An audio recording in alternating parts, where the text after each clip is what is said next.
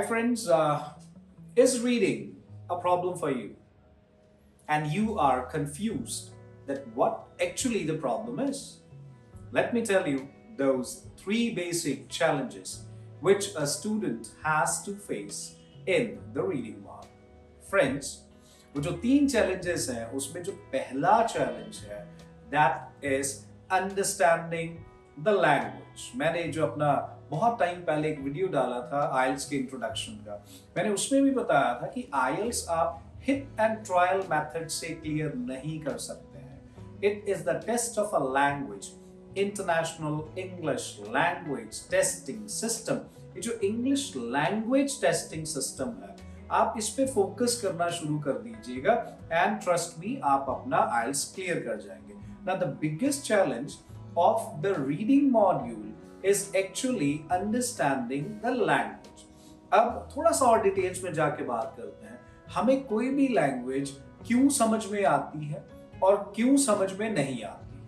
The first thing is the grammar of that language and second thing is the vocabulary of that language.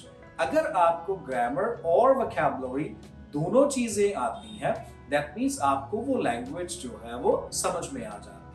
Now, most of the people, they are unable to understand the words which are written in the reading module. तो जब तक राजे आपको समझ में ही नहीं आएगा कि basically कवि कहता क्या है, तो जब आपको समझ में ही नहीं आया कि कवि कहता क्या है, तो कविता समझ में कैसे आएगी, right? So the first thing that you need to work out on is actually understanding the language. जब तक आपका जो लेवल ऑफ इंग्लिश है वो इम्प्रूव नहीं होता, बहुत सारे स्टूडेंट्स इनका लेवल ऑफ इंग्लिश अच्छा नहीं है, हमारे पास भी आके कहते हैं सर मेरे 15 दिन में आइल्स करवा दीजिए, महीने में आइल्स करवा दीजिए. ऐसा कोई हिट एंड ट्रायल मेथड नहीं है.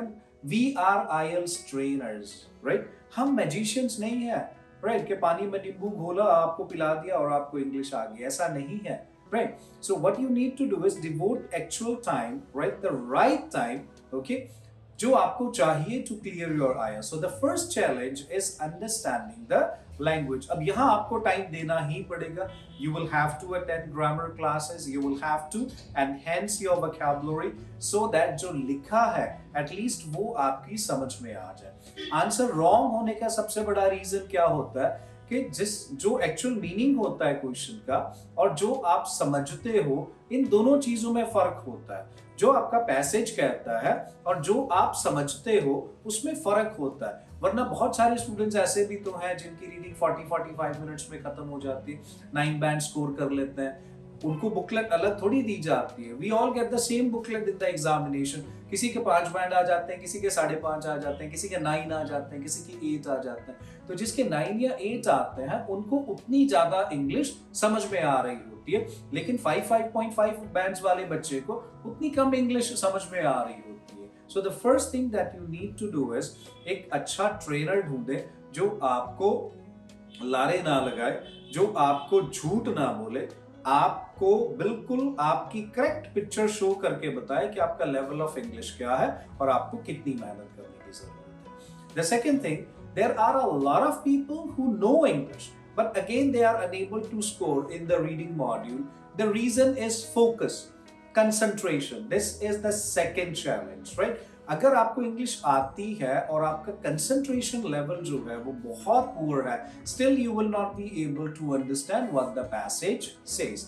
So a combination of good concentration and good command over English will fetch you the band scores. Coming to the third challenge, और यहाँ मैंने एक क्वेश्चन पूछूंगा, बड़े ध्यान से सुनिएगा. The third challenge is time management. There are a lot of people who cannot complete their reading in 60 minutes. क्यों कंप्लीट नहीं होती है? What is the reason behind? Time management क्यों इतना बड़ा इशू है, राइट? अब मैं आपको आंसर देता हूं कि क्यों है. पहली चीज, अगर आप एक क्वेश्चन को 3 बार पढ़ते हो और फिर आपकी समझ में आता है, अगर आपको एक पैराग्राफ 2 या 3 बार या 4 बार पढ़ना पड़ता है और फिर आपकी समझ में आता है, तो आपकी रीडिंग 1 आवर में कंप्लीट हो ही नहीं सकती, राइट? टाइम मैनेजमेंट जो है वो असल में डायरेक्टली रिलेट करता है to the level of English and concentration. अब अगर आपका लेवल ऑफ इंग्लिश ठीक है आपको एक क्वेश्चन एक ही बार में पढ़ के समझ में आ जाता है, एक पैराग्राफ एक ही बार में पढ़ के समझ में आ जाता है, फोकस बिल्कुल करेक्ट है, तो क्यों आपकी रीडिंग 1 आवर में कंप्लीट नहीं होगी? Tell me. आपकी रीडिंग 110% 1 आवर में, इवन 50-55 मिनट्स में कंप्लीट हो जाएगी। मेरे पास बहुत सारे स्टूडेंट्स आते हैं इस प्रॉब्लम को लेके, और आफ्टर 1 मंथ 1.5 मंथ उन सब की रीडिंग जो है वो 55 odd मिनट्स में खत्म हो जाती है, and they get 2 to 3 minutes to cross check their answers. Right?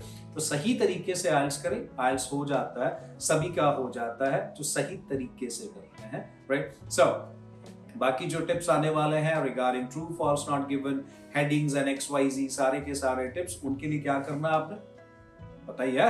Subscribe the channel, hit the bell icon so that you receive all the notifications. कंजूसी नहीं करनी, वीडियो को लाइक करके शेयर कर देना जितना ज्यादा हो सकता है, and if there is a particular problem related to the reading module, do mention in the comment box, I will get back to you by next video. और वो बात मैं कभी नहीं भूलूंगा, डू टेक